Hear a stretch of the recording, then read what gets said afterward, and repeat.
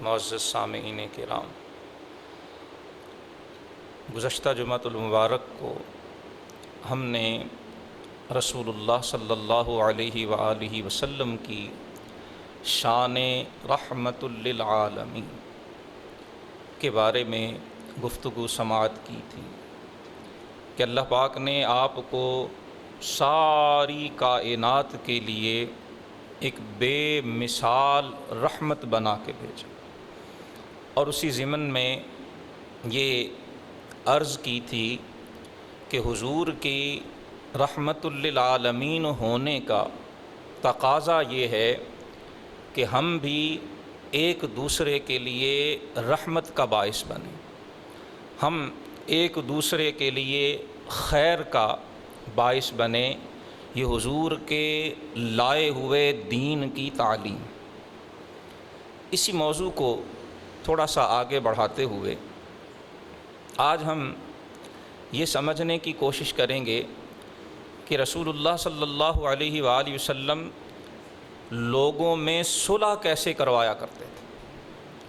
گزشتہ جمعے ہم نے سنا کہ حضور خود جن کا قصور ہوتا آپ قصوروار کو معاف کر دیا کرتے۔ جہاں تک حضور کی ذات کی بات ہوتی، اللہ کے حبیب علیہ الصلاۃ والسلام قصوروار کو معاف کر دیں، خطا وار سے درگزر فرماتے۔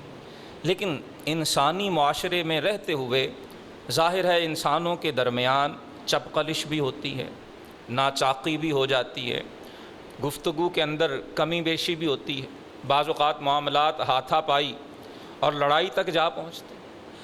ایسے واقعات میں رسول اللہ صلی اللہ علیہ وسلم کا اسوہ حسنہ کیا؟ اللہ کے رسول جھگڑنے والوں میں صلح کیسے کروایا؟ اور ہم بطور مسلمان ہم اپنی زندگی میں حضور کے اس اسوہ حسنہ پہ کتنا عمل کروا؟ کیا ہم نے کبھی کسی لڑنے والے میں صلح کرائی؟ کیا کبھی ہمیں بھی اللہ نے یہ توفیق دی ہے کہ ہم نے دو جھگڑنے والوں میں بیچ بچاؤ کرا کے ان کے درمیان صلح کرائی ہو؟ آج کی گفتگو کا اصل یہی سبق اور یہ سوال اپنے آپ سے پوچھنا ہے کہ ہم جس ہستی سے محبت کرتے ہیں، جس آقا و مولا صلی اللہ علیہ وآلہ وسلم کی ولادت باسعادت کو ہم بھرپور طریقے سے الحمدللہ مناتے ہیں، اور یقیناً اس سے بڑی کوئی نعمت ہے ہی نہیں، یہ ساری نعمتوں کی جان ہے۔ مگر کیا ولادت باسعادت منانے کے بعد سارے تقاضے ختم ہو جائیں؟ کوئی ذمہ داری ولادت باسعادت کی خوشیاں منانے والوں پہ عائد نہیں ہوتی؟ آج کی گفتگو اسی سوال کا جواب ڈھونڈنے کی ایک کوشش۔ عنوان گفتگو کے طور پہ سورۃ الحجرات کی آیہ نمبر 9 کا ابتدائی حصہ میں نے تلاوت کی۔ صحیح بخاری شریف میں حدیث نمبر 2691، حضرت انس رضی اللہ تعالی عنہ آپ راوی ہیں کہ آپ صلی اللہ علیہ وسلم کی خدمت میں عرض کی گئی کہ یا رسول اللہ فلاں فلاں جگہ پر عبداللہ بن ابی اور دیگر کچھ لوگوں میں کچھ جھگڑا چل رہا ہے، ان میں کوئی معاملات خراب رخ اختیار کر رہے ہیں، اگر آپ تشریف لے جائیں گے تو امید ہے جھگڑا ختم ہو جائے۔ عبداللہ بن ابی رئیس المنافقین، مدینہ کے منافقوں کا سردار، دل میں رسول اللہ صلی اللہ علیہ وسلم کے بغض و عداوت کی انتہا۔ سورہ منافقون آپ پڑھ کر دیکھیے، یہی عبداللہ ابن ابی اور اس کے حواری ہیں جن کے بارے میں قرآن فرماتا ہے اذا جاءک المنافقون۔ اے حبیب صلی اللہ علیہ وسلم، منافق آپ کے پاس آتے ہیں، قالوا نشہد انک لرسول اللہ، اور آپ کے سامنے زبانوں سے یہ کہتے ہیں کہ ہم گواہی دیتے ہیں آپ اللہ کے رسول، واللہ یعلم انک لرسول، اے حبیب اللہ جانتا ہے کہ آپ ضرور اللہ کے رسول ہیں، واللہ یشہد ان المنافقین لکاذبون، لیکن اللہ گواہی دیتا ہے کہ یہ منافق آپ کے سامنے جھوٹ بول رہے ہیں۔ زبانیں آپ کی رسالت کا اقرار کرتی تھیں، اور دل، دماغ، ان کا فکر، ان کا شعور، ان کی سوچ وہ رسول اللہ صلی اللہ علیہ وسلم سے عداوت کے جال بنا کر۔ حضور جب یہ سماعت کی تو آپ وہاں تشریف لے گئے. فانطلق الیہ النبی صلی اللہ علیہ وسلم، حضور آئے ہی رحمت للعالمین بن کر ہیں. پتہ چلا کہ کہیں جھگڑا ہو رہا ہے، حضور تشریف لے گئے. وراکب حمار، اور آپ دراز گوش پہ سوار ہو کے تشریف لے گئے، جسے ہمارے عرف میں عموماً گدھا کہہ دیتے ہیں، لیکن علماء کہتے ہیں کہ اللہ کے رسول کی سواری کے لیے ادب کا لفظ استعمال کر. دراز گوش پہ حضور سوار ہو کے تشریف لے گئے. کچھ صحابہ بھی آپ کے ساتھ تھے. جس جگہ وہ لوگ اکٹھے تھے وہاں کچھ زمین کی جو مٹی ہے وہ نرم تھی. تو جب حضور کی سواری وہاں پہنچی، ساتھ میں کچھ صحابہ تھے، کچھ سوار ہوں گے، کچھ پیدل ہوں گے، تو ان آنے والوں سے ایک گرد و غبار تھوڑا سا اڑا، تھوڑی سی مٹی اڑی.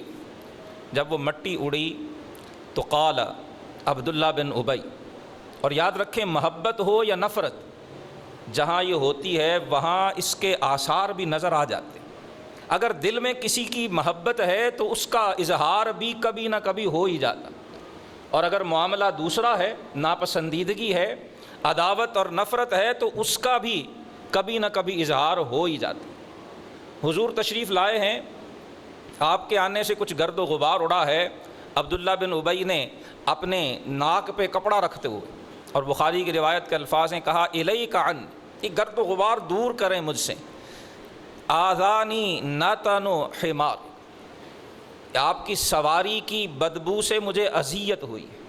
یہ رئیس المنافقین کے الفاظ. رسول اللہ کی سواری پہنچی ہے، اس کا گرد و غبار اڑا ہے، دل میں بغض ہے، عداوت ہے، تو اپنی اس بغض و عداوت کا اظہار ان کلمات سے کیا. جب اس نے یہ کہا صحابہ کی غیرت سے برداشت نہیں. فقال رجل من الانصار منهم، انصار میں سے ایک شخص نے جب سنا برداشت نہ کر سکا اور اسے مخاطب ہو کے کہا واللہ لحمار رسول اللہ صلی اللہ علیہ وسلم اطیب ریحا منک، اے زبان دراز خاموش ہو، اللہ کی قسم ہے حضور کی سواری کی بو ہمارے لیے تیرے بدن کی خوشبو سے بڑھ کر ہے. ہمیں رسول اللہ کی سواری کی جو مہک ہے وہ تیری خوشبو سے بڑھ کر پیاری اور اس سے زیادہ بڑھ کر محبوب. جب انہوں نے یہ کہا تو جو عبداللہ کے حواری اس کے منافقین ساتھی تھے، ان میں سے ایک شخص بھی زبان درازی پہ اتر آیا. فشاتمہ فغضب لكل واحد منہم اصحاب، کچھ منافقین میں سے آگے بڑھے، کچھ صحابہ کرام علیہم رضوان میں سے آگے ہوئے، اور معاملات خراب رخ اختیار کر گئے. فکان بینہما ضرب بالجرید والایدی والنعال، اور پھر ایک دوسرے کو ہاتھوں سے، جوتوں سے اور دیگر چیزوں سے وہ مارنے پیٹنے لگے. اللہ کے رسول صلی اللہ علیہ وسلم نے بیچ بچاؤ کرایا. آپ نے انہیں روکا، منع کیا صحابہ کو خبردار چھوڑ دو انہیں ان کے حال پر، اور لڑائی جھگڑا ترک کر.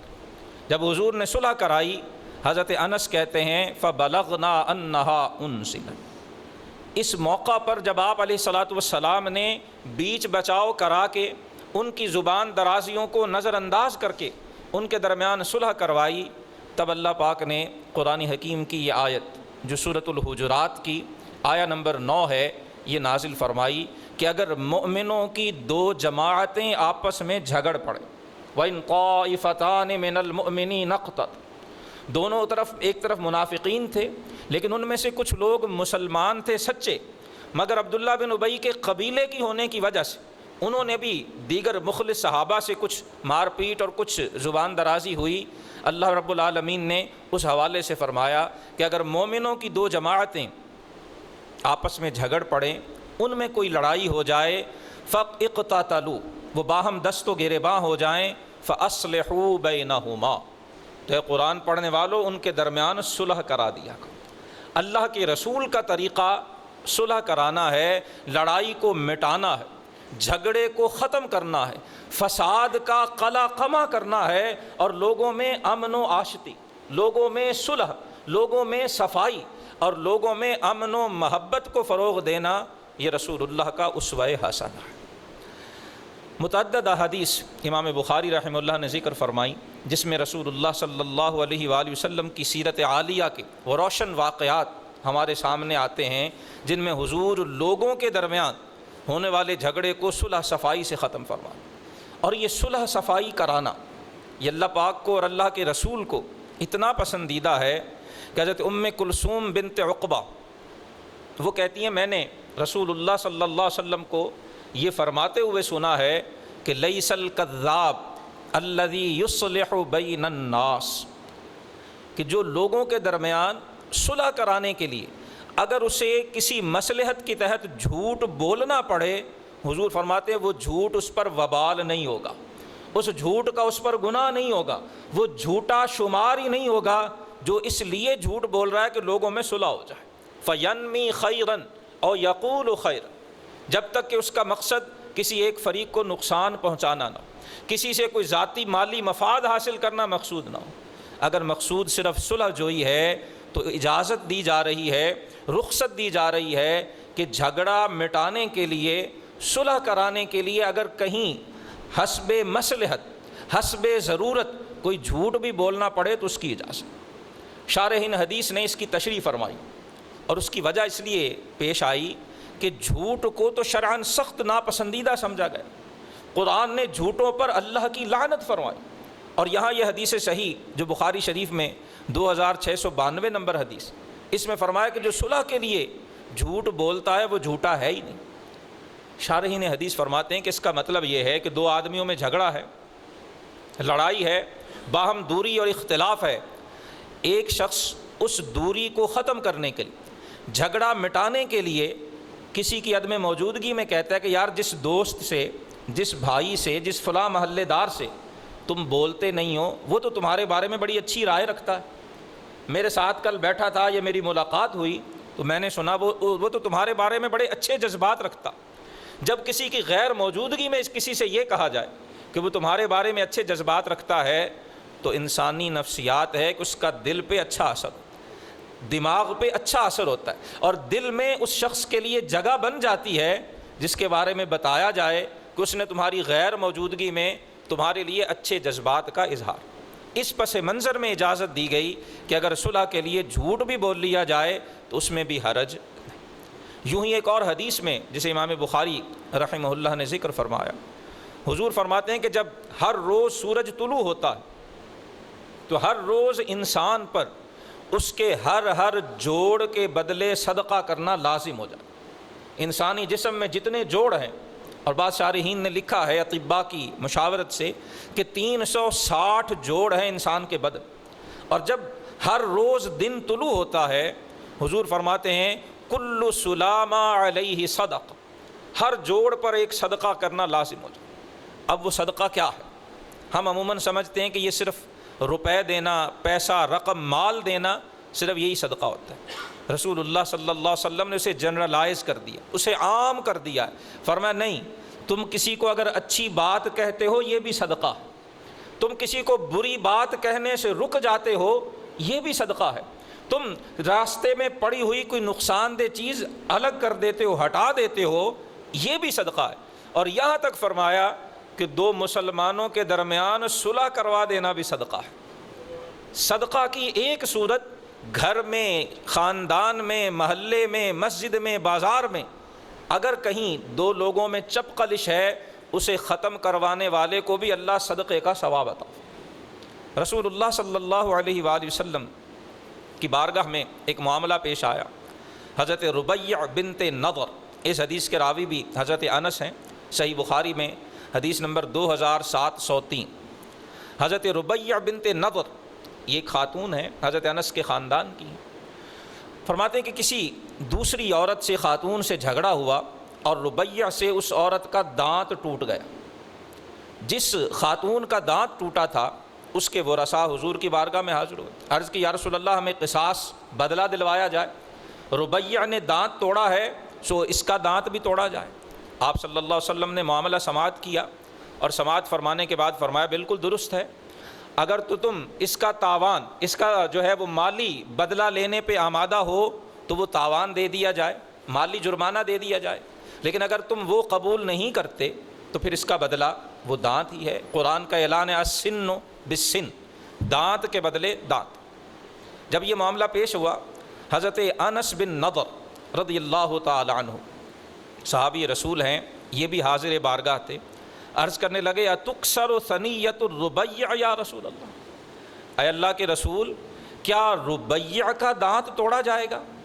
انہوں نے اس پہ ایک طرح کی حیرت کا اظہار کیا، اور ساتھ ہی کہا لا والذی بعثک بالحق لا تکسر ثنیتها۔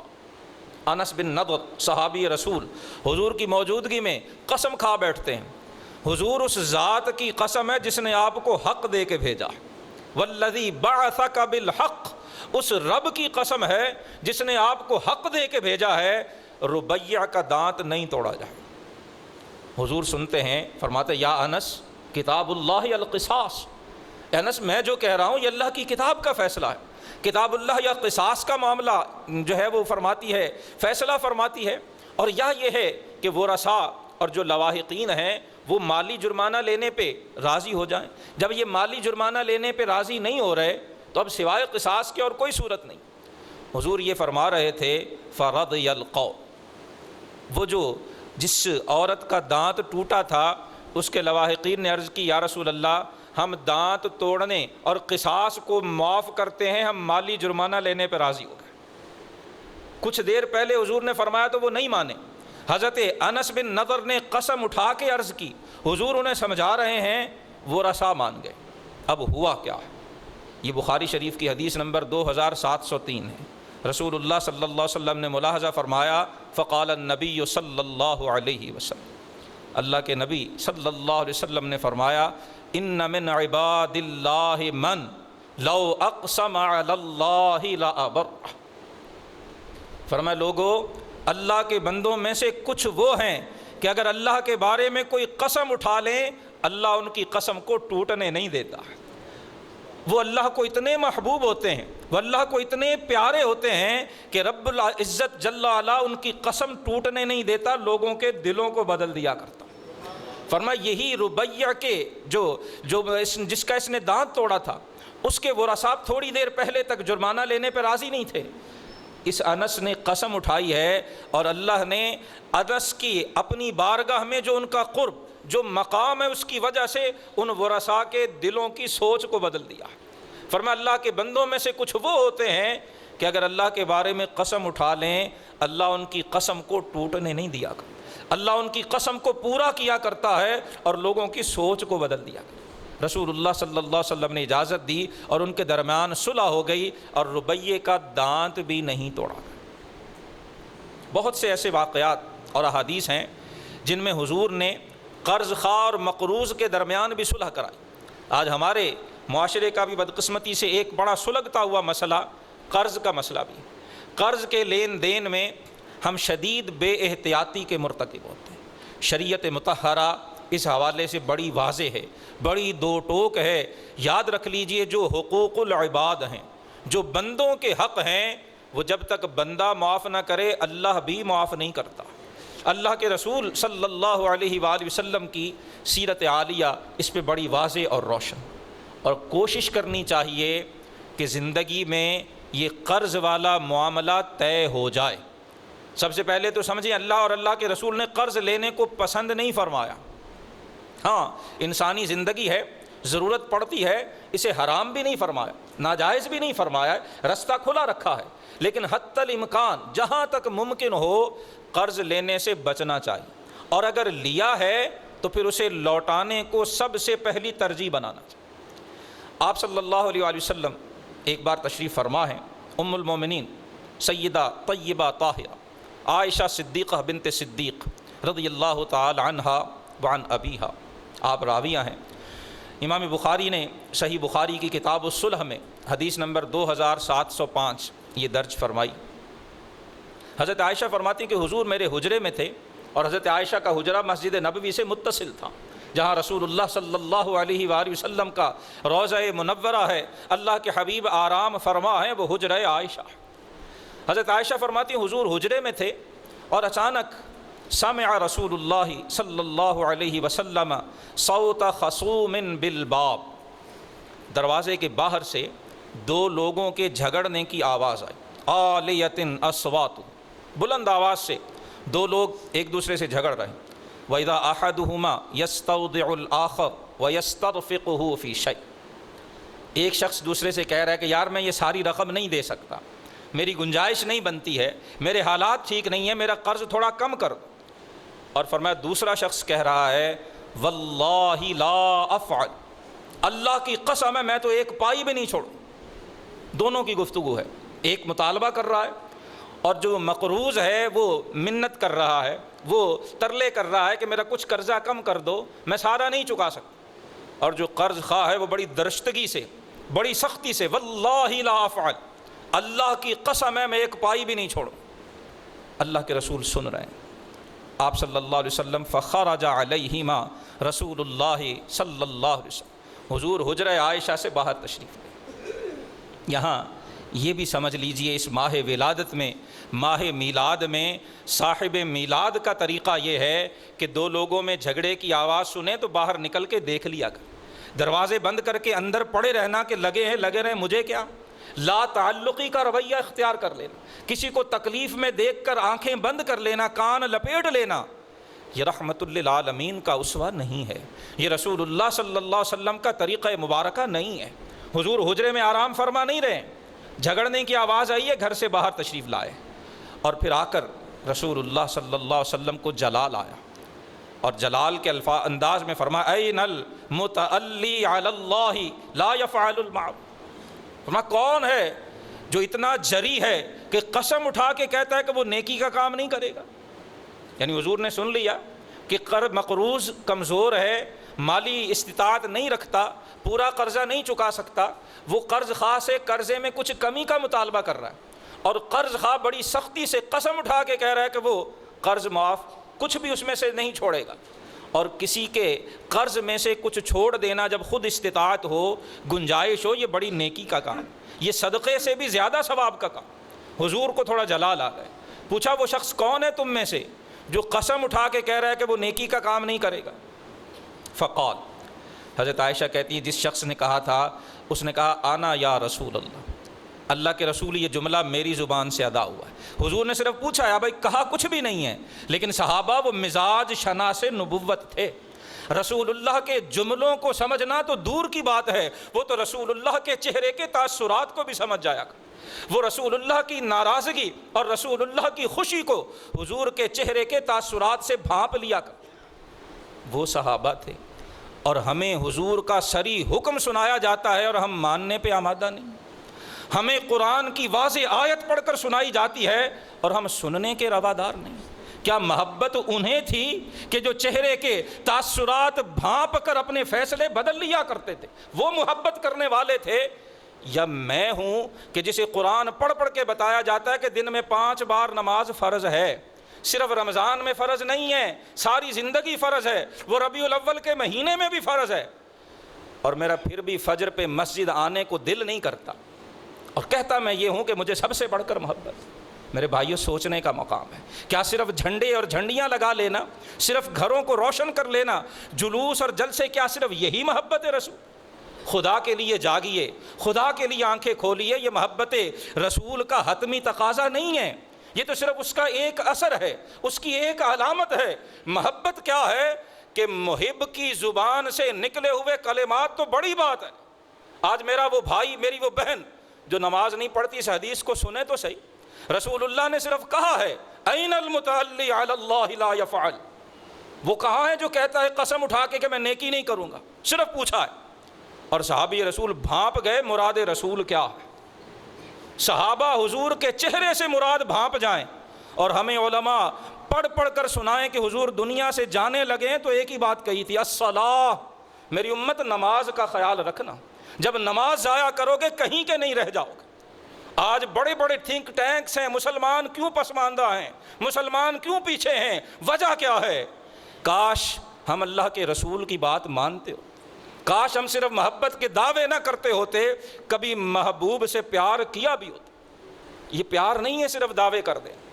اقبال روئے ہیں شب پیش خدا بگریس تمزار، الہی مسلمانہ چراغ آرندزار، ندا آمد نمی دانی کے ہی قوم، دلے دارند محبوب ندار۔ اقبال کہتے ہیں میں ایک رات رو پڑا اللہ کی بات کہ مولا مسلمانوں کو آخر ہوا کیا، کہیں سے ٹھنڈی ہوا آتی نہیں ہے، کہیں سے دنیا میں ان کی عزت کا کوئی خبر، کوئی مقام ہمیں دکھائی نہیں دیتا، مولا ہوا کیا؟ شب پیش خدا بگریس تمزار۔ اپنے لیے صبر ہوتے ہیں، کسی کے لیے رونا مشکل ہوتا ہے، جس آقا و مولا کا میلاد ہم مناتے ہیں وہ اپنے لیے نہیں، وہ امت کے لیے رویا کرتے تھے، وہ میرے اور آپ کے لیے رویا کرتے تھے، وہ مجھے اور آپ کو جہنم سے بچانے کے لیے رویا کرتے تھے۔ اور آج ہم اس آقا و مولا کی ایک نہیں مانتے۔ واضح احکام پتہ ہے ہمیں۔ کون ہے جسے آج نہیں پتہ کہ نماز فرض ہے؟ کون ہے جسے نہیں پتہ بے حیائی حرام ہے ہمارے دین میں؟ کون ہے جسے نہیں خبر کہ سود کو اللہ اور اللہ کے رسول نے اعلان جنگ قرار دیا ہے؟ کون نہیں جانتا کہ محمد الرسول اللہ سودوں میں ہیر پھیر نہیں کیا کرتے تھے؟ کون سا تاجر ہے جو ناواقف ہے کہ محمد الرسول اللہ نے ملاوٹ کرنے والے کو اپنی امت میں سے ہی ارشاد نہیں فرمایا؟ فرمایا جو ملاوٹ کرتا ہے وہ میرے طریقے پہ ہی نہیں۔ سب کچھ جاننے کے باوجود، سب کچھ سمجھنے کے باوجود، رسول اللہ کی واضح تعلیمات، قرآن کی واضح آیات سمجھنے کے باوجود پھر عمل کی طرف نہ آنا اور دعویٰ یہ کہ ہم سب سے بڑے محبت رسول رکھنے والے ہیں۔ این خیال استو وبا، این خیال استو محال استو جنوں، یہ تو ایک خیال ہے، سوچے جائیے، ایک ناممکن چیز ہے، اور اس میں عقل، دانائی اور حکمت کا ایک شعبہ بھی۔ اللہ کے رسول پوچھتے ہیں، صحابی مراد رسول بھانپ جاتے ہیں، حضور یہ جملہ میری زبان سے ادا ہوا تھا اور حضور کو کہنا بھی نہیں پڑا، فوراً عرض کی وَلَهُ أَيَّ ذَلِكَ أَحَبْ، یا رسول اللہ میں اپنے مقروض کو اجازت دیتا ہوں وہ جتنا قرض چاہے ادا کرے، باقی معاف کرتا ہوں۔ کیوں معاف کر دیا؟ کہ حضور نے صرف ڈانٹ کے پوچھا تھا کہ تم نے قسم اٹھا کے کہا کہ نیکی نہیں کرو۔ حضور کے پوچھنے پہ صحابی اپنے مال، اپنی دولت، اپنے قرض، اپنی رقم، اپنے روپے سے دستبردار ہو جاتے۔ ہمارے لیے سود کے 2 روپے چھوڑنا محال ہو رہا ہے اللہ کے رسول کا فرمان سن لینے کے باوجود اور قرآن کا اعلان سن لینے کے باوجود۔ وجہ یہ ہے کہ دلوں میں محبت موجود نہیں۔ عرض کی تھی، اقبال نے رو کے گڑ گڑا کے کہتے میں نے بارگاہ الہی میں التجا کی کہ مولا مسلمان کیوں دن بدن ذلیل و رسوا ہو رہے ہیں؟ اقبال کہتے مجھے جواب یہی ملا تھا کہ نمی دانی کے این قوم دل دارند و محبوب ندار۔ اقبال یہ ذلیل و رسوا اس لیے ہو رہے ہیں کہ انہوں نے دل تو ہیں ان کے پاس لیکن دلوں میں محبوب خدا کو بسایا نہیں ہے۔ کسی نے دل میں گاڑیاں بسا لی ہیں، کسی نے ملیں بسا لی ہیں، کسی نے فیکٹریاں بسا لی ہیں، کسی نے پلین اور جہاز بسا لیے ہیں، کسی نے بڑے بڑے فارم ہاؤس، بڑی بڑی کوٹھیاں اور بڑے بڑے بینک بیلنس بسا لیے ہیں۔ ان کے دلوں میں تو دنیا بستی ہے، انہیں عزت کیسے نصیب؟ یہ پاسبان حرم ہوتے ہوئے بھی عزتیں واشنگٹن اور پیرس میں ڈھونڈتے ہیں، انہیں عزت ملے گی کیسے؟ دل دارند و محبوب ندارند، ان کا جی بھرتا ہی نہیں ہے دولت کما کے۔ ان کی ہوس ہر حد سے آگے نکل چکی ہے۔ جو حرص و ہوس کا یوں بندہ بے دام بنتا ہے، جو حرص و ہوس کا غلام بنتا ہے، نہ دنیا میں عزت نصیب ہوتی ہے نہ آخرت میں نصیب۔ صحابہ حضور کے چہرے کو دیکھ کر اپنے فیصلے بدل لیا کرتے، اسی کو محبت کہتے ہیں۔ حضرت کعب بن مالک رضی اللہ تعالی عنہ فرماتے میرا قرضہ تھا عبداللہ بن ابی حضرت الاسلمی رضی اللہ تعالی عنہ پر۔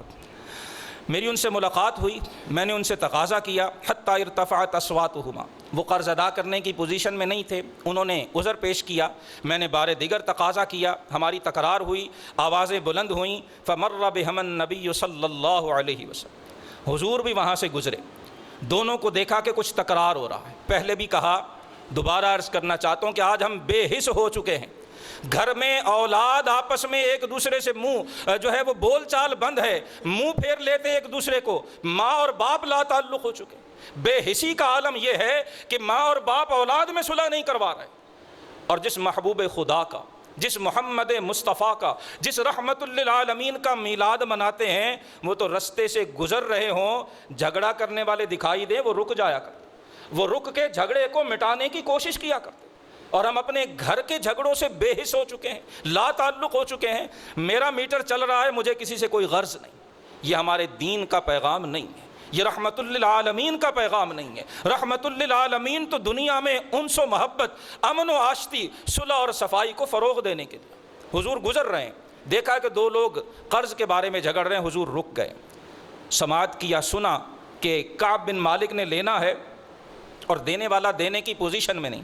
فقال یا کعب فاشار بیدی، حضور نے حضرت کعب سے مخاطب ہو کے اشارہ کیا کہ قرضے میں سے کچھ معاف کر دو۔ اشار بیدی، یہاں بھی حضور نے زبان سے نہیں، صرف اشارہ کیا ہے ہاتھ سے، کانہ یقول ان نصف۔ حضرت کعب کہتے مجھے لگا کہ اللہ کے رسول کہہ رہے ہیں کہ آدھا قرضہ لے لو، آدھا معاف کر دو۔ کیا کیا صحابی رسول؟ میں نے تو بڑی مشکل سے دیا تھا جی، میں نے بڑی محنت سے کمایا تھا جی، میں نے تو وہ راتیں میں نہیں کالی ہوئی ہیں جی، میں نے پتہ نہیں کیا کیا کچھ کیا ہے جی، میں کیسے معاف کر دوں؟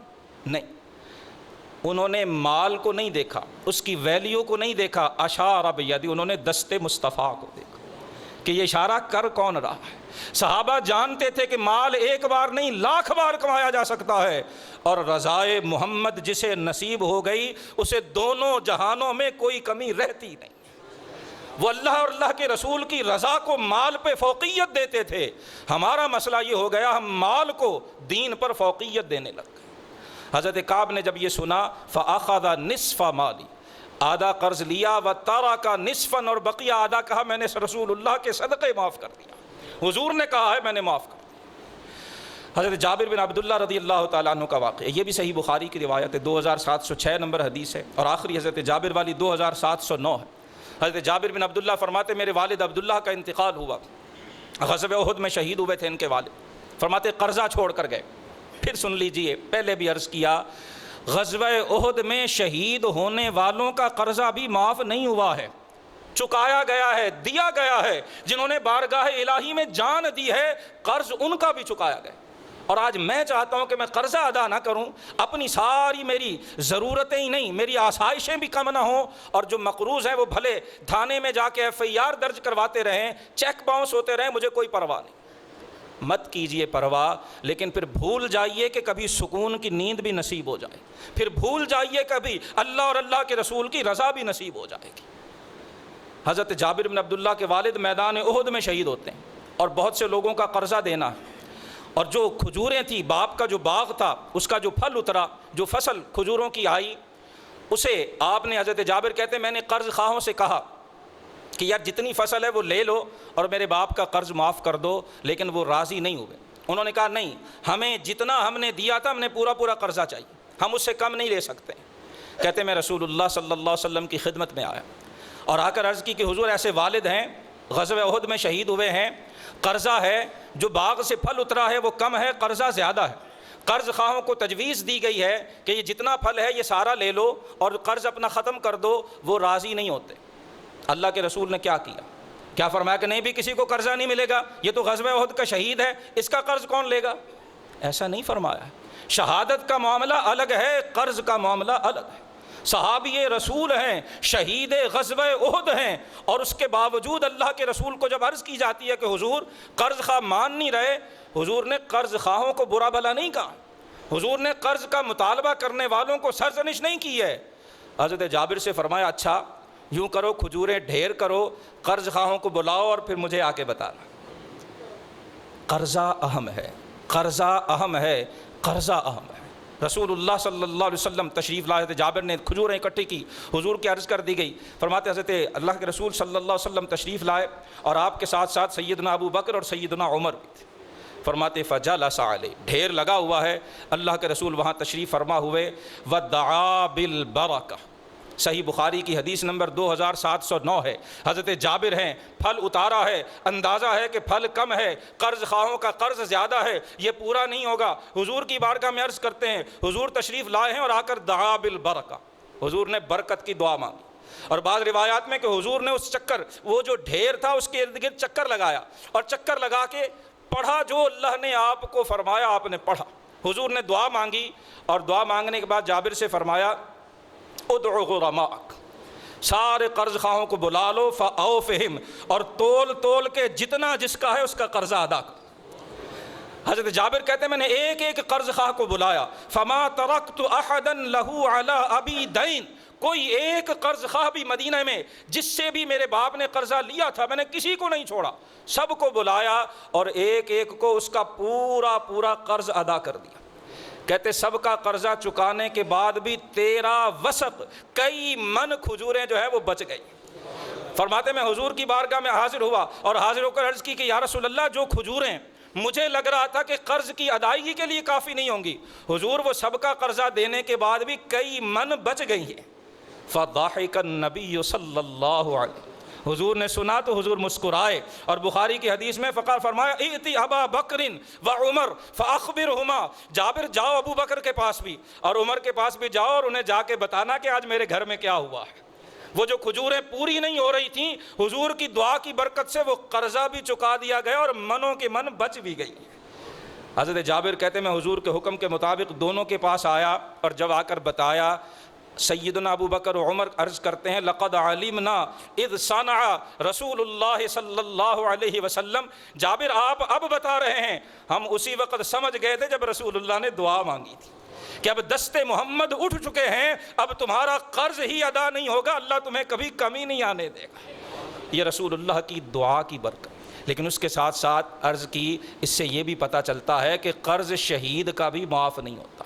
آئیے میلاد النبی صلی اللہ علیہ وسلم کے جلوس نکالتے ہوئے، جلسے اور محافل سجاتے ہوئے اسوہ رسول کو بھی سامنے رکھیں، قرض کے حوالے سے بھی اپنے رویوں کا جائزہ لیں، اور لوگوں کے درمیان صلح کرنے کے حوالے سے بھی، صلح کرانے کے حوالے سے بھی اپنے رویوں کا جائزہ لیں۔ اللہ کے رسول صلح کرانے کے لیے تشریف لائیں۔ اللہ پاک ہمارے گھروں میں، خاندانوں میں، مسجدوں میں، بازاروں میں، دفتروں میں اللہ صلح جوئی کا ماحول، امن و آشتی کا ماحول پیدا فرمائے، اور ہمیں ہر طرح کے فساد سے محفوظ فرمائے۔ وآخر دعوایا